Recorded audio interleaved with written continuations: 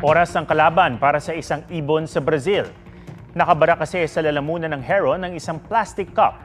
Nakuna nito ng mga larawan at video ng isang veterinarian biologist sa Rio de Janeiro. Target nilang mahanap at hulihin ang ibon at isailalim ito sa surgery para maalis ang cup. Kung hindi, posibleng mamatay sa gutom ang heron sa loob lang ng ilang araw. 20 days na lang, Pasko na. Ang pamosong Rockefeller Center Christmas tree sa New York City sa Amerika, pinailawan na. 5, 4, 3,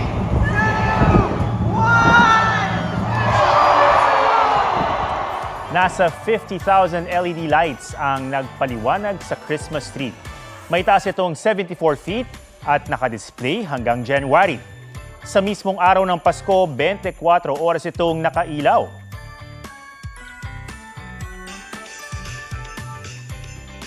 Dito naman sa La Trinidad, Benguet, sinabayan ng engranding fireworks ang Christmas tree lighting sa provincial capital. Huwag magpahuli sa mga balitang dapat niyong malaman. Mag-subscribe na sa GMA Integrated News sa YouTube.